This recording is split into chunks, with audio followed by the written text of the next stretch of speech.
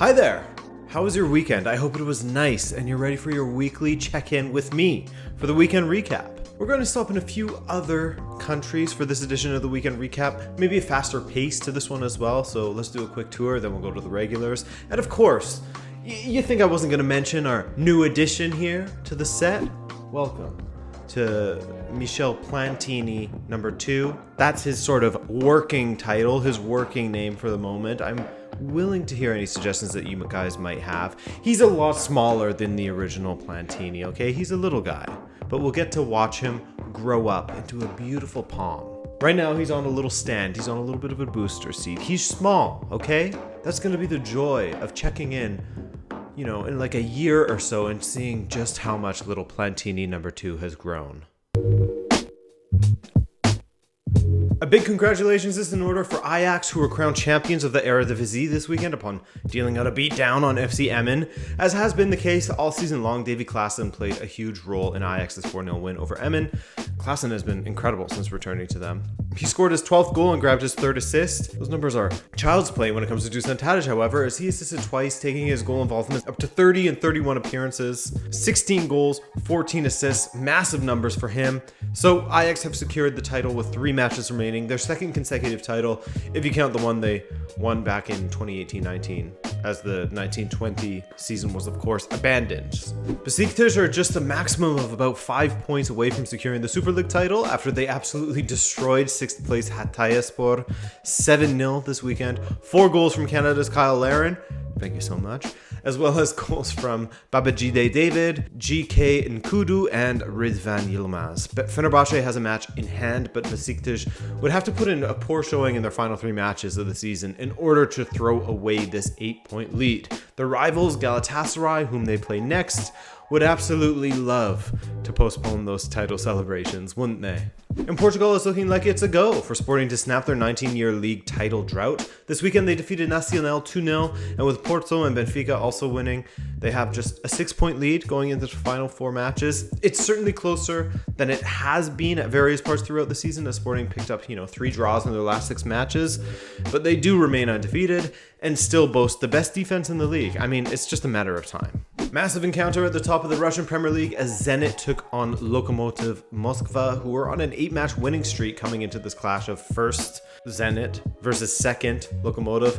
Zenit knew that a win would not only kill Lokomotiv's winning streak, but their title hopes, and thus clinch it for Zenit.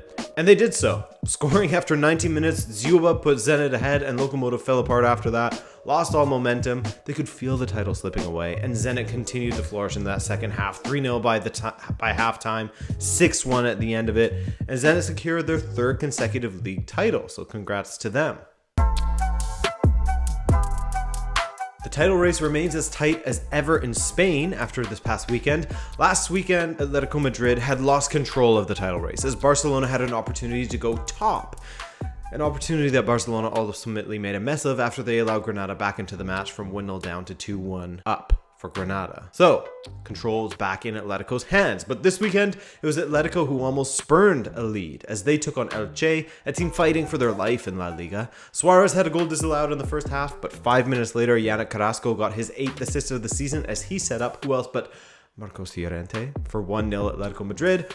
Atletico were actually excellent in the first half, but after getting the lead, the second half was poor. Again and again, Atletico seemed to just retreat into their defensive shell, and they gave Elche every opportunity to come back into the match, culminating with a 90th minute penalty for the relegation fighting club. And what happened? Well, a draw would have been another massive blow to Atletico's title hopes, but they can thank the football gods this weekend, as Fidel, tragically for himself and fortunately for Atletico, hit the woodwork with his penalty, ensuring that Atletico held on to a 1-0 win and remain in control of their own destiny. They were not the cursed ones or the jinxed ones this weekend. Real Madrid was able to rest some key players such as Modric and Toni Kroos for the full 90 and Varane for at least 45 minutes as they managed to get a 2-0 win over Elche this weekend. Scoreline not really suggestive of the match itself as Real were dominant but just lacking in the finishing department. But that's a big win in many ways for Zidane as they got the victory and rested some key players. By the way, Hazard started, played for 72 minutes, didn't get injured, so that's a W. What a topsy-turvy match Barcelona versus Valencia was, my goodness. Despite not scoring, Koeman would have been happy with what he saw from Barcelona in the first half. But in the second, Gabriel put Valencia ahead in the 50th and they nearly doubled their lead shortly after.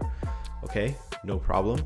Barca win a penalty that Messi fails to convert, but he scores with the rebound, the second or third rebound from the ensuing frenzy. So 1-1 there.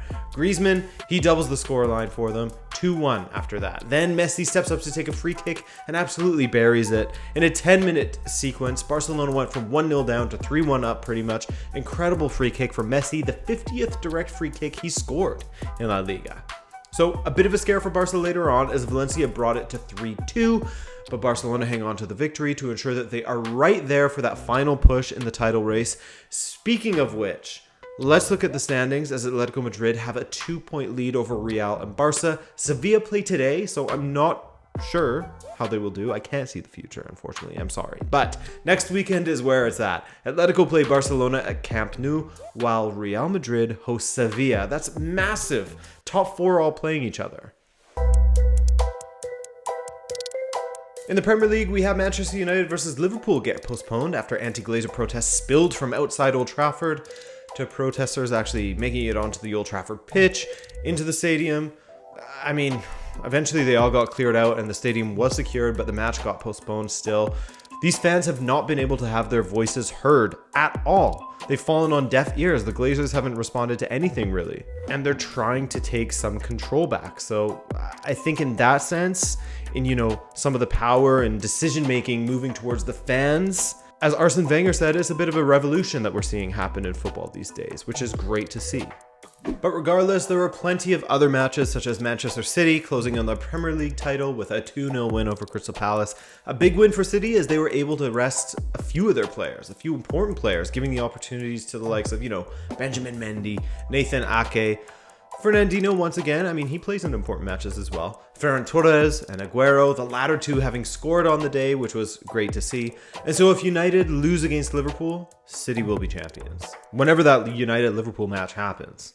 Brighton finding their finishing and getting a victory is always a fun occasion, and they made it happen this weekend up against Leeds. Pascal Gross got things started with a 14th minute penalty. Danny Welbeck scored his 5th Premier League goal of the season for a 2-0 win over Bielsa's boys. Much like their manager, they are a volatile side, aren't they? Leeds now have 14 wins and 15 losses. You never know what you're going to get with them. Brighton, that was their 8th win, and they are 10 points behind Leeds, the draw specialists. Chelsea also grabbed a 2-0 win this weekend as one of the Germans scored.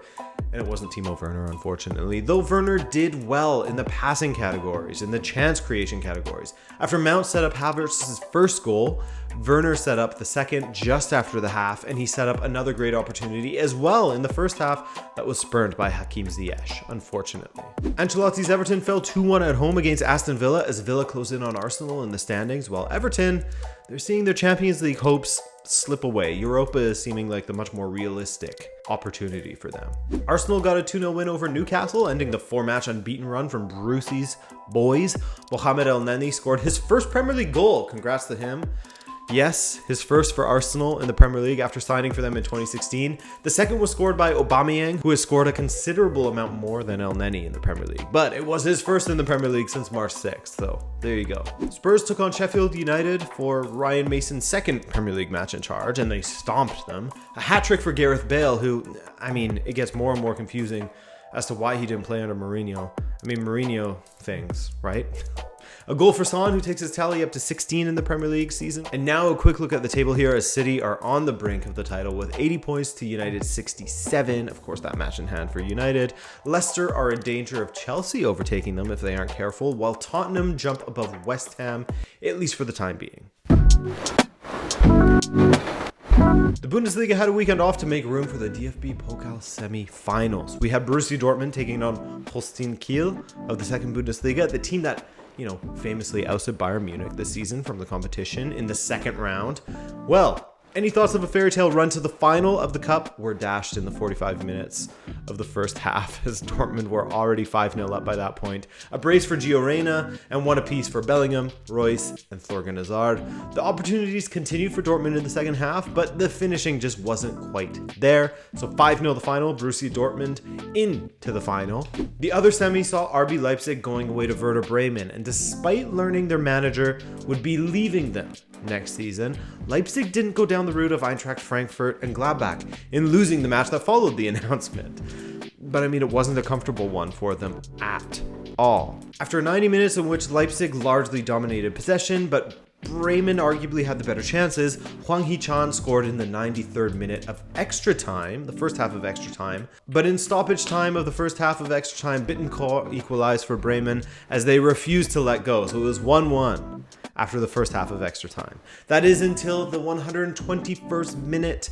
Finally, Leipzig got the better of Werder Bremen in stoppage time of the second half of extra time. Right before the whistle was about to go for penalties, Hwang Hee-chan headed a beautiful ball from Campbell, by the way, back across goal for Emil Forsberg to tuck away. 2-1 Leipzig, the final.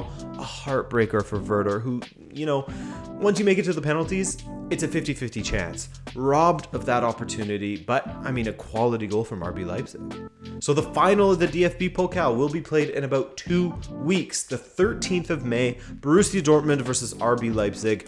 It should be a great matchup. And also, they play each other about a week prior as well in the league. The league match will be on the 8th.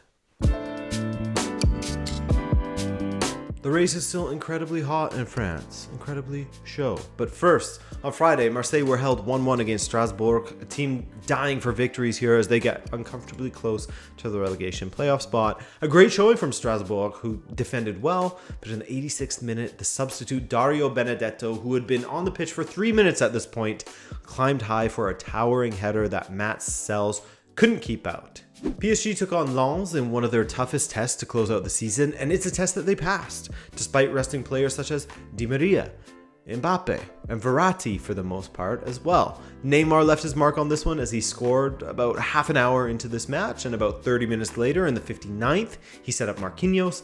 What a run that the Brazilian defender has been on, having scored a goal midweek against Man City.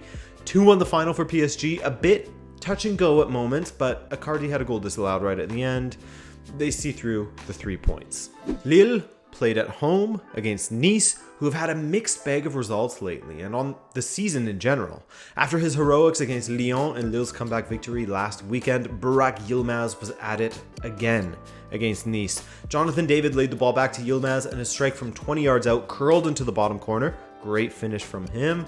Nice started the second half well, but just 3 minutes into it, Jordan Lotomba got himself sent off, thus ending any chance they really had at a comeback, especially after yet another Turkish star for Lille, Mehmet Jelik, made it 2-0 just 8 minutes later. Job done for Lille, another match won, another match day at the top of the table.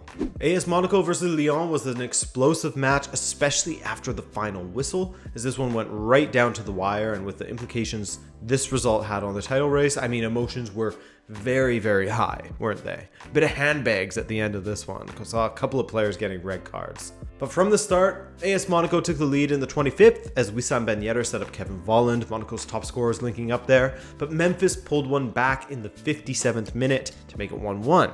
In the 70th, Lyon's Caqueret was sent off, and you would have been forgiven for thinking that Monaco would have, sealed the deal in the final 30 minutes or so. But it was Lyon who took the lead despite being a man down. So, 2-1 Lyon away to AS Monaco. Fast forward to the 84th minute and Pellegrini wins a penalty for Monaco, which of course Wissam Ben Yedder converts to make it 2-2. A draw would have hurt their title ambitions, but not boot them out completely. But Lyon getting a winner in the 89th minute certainly kills Monaco's title bid quite a bit. A massive character victory for Lyon as they get a 3-2 victory away to Monaco while being a man down from the 70th minute onward. While Monaco, they aren't out of the title race just yet. It's difficult to imagine them coming out as league champs as they are 5 points back now with 3 matches remaining. Lille still have the 1-point lead over PSG. My oh my, it looks like a 2-horse race now. But hey, never say never, right? What a wild weekend it was in Italy. First of all, we have to applaud the crowning of the champions, Inter Milan. It's been 10 years since they last won a trophy, that being the Coppa Italia, and 11 since they last won the Ligue title. But this weekend, they defeated Crotone 2-0 on Saturday, goals from Eriksen and Hakimi. By the way, Lukaku with another assist, his 10th of the season to complement his 21 goals. Huge win, setting up a potential clinching if results went their way, which they of course did. The main match the Interisti would have been watching was Sassuolo versus second place Atalanta, and they wouldn't have liked what they had seen at times. It must have been torture. I mean, first there was Gosens putting Atalanta 1-0 up in the first half. Annoying. But Sassuolo pulled one back after 52 minutes. Good. Very good for them. Another annoyance. Locatelli's goal getting called back, Marlon getting himself sent off for Sassuolo, which actually put the sides at 10 men apiece, and Marlon giving away to penalty. But the savior of the match, who essentially ensured Inter could celebrate early, Sassuolo keeper Andrea Consili saved Muriel's penalty. The match finished 1-1, and Inter were crowned champions. Elsewhere, AC Milan took on Benevento, as their aims were, of course, to just make it into the top four and return to the Champions League after a long time out of it. Things have gone terribly wrong for Zlatan in the latter half of the season, you know, from the Lukaku voodoo stuff onward, to his musical festival appearance, to the betting company associations that are getting investigated. And that bad luck sort of continued for him this weekend. Zlatan blew 2-3 sparkling chances to score against the relegation-threatened club. He failed each time. Thankfully for Milan, both Çalhanoğlu and Theo Hernandez were on the mark in this game to give them a 2-0 win and keep top four alive. Udinese versus Juve. Just when it looked like Udinese were going to win 1-0 against Juve, who else but Cristiano Ronaldo putting away a penalty first and then a header at the back post to win it for Juve to ensure that they still have a shot at top four. They still have a shot at second place even. Fiorentina and Bologna played out a 3-3 draw that, yep, you guessed it, our boy Dusan Vlahovic scored a couple more in, but it was all about Rodrigo Palacio for Bologna as the 39-year-old scored a hat-trick. The man had an incredible match, and that hat-trick takes his tally up to just 4, actually. Lazio and Genoa, what a match that was to take in on Sunday morning. Lazio go ahead and take a 4-1 lead in this match. 2 more goals for Joaquin Correa. He's on a bit of a hot streak. But credit to Bologna for making the last 10 minutes or so of this match a joy to take in. We had Scamacca with a penalty to make it 4-2 in the 80th. Then Shomurodov making it 4-3 a minute later. I mean, it stayed at 4-3, but I mean, it was a goal fest. A very welcome goal fest while I was drinking my coffee this morning. Roma continue to struggle, man. These guys can't defend to save their lives, and their attack isn't a whole lot better, given all of the injuries they're dealing with. This weekend, Claudio Ranieri dropped a 2-0 loss on his former side as his new side, Sampdoria, were the victors, and that win took them up to 9th in the table. Roma are now way out of the top 4 contention as they sit 14 points back. Inter, of course, with the 82 points at the top, 13 ahead of both Juve and Atalanta. And that's all. I appreciate you for stopping by with me and Little Plant and hanging out with me on this Monday. We'll have a player profile out for you guys this week, as well as watch-alongs on Tuesday and Wednesday, a recap video on Thursday for the UCL, and more. Okay? Love ya. Bye.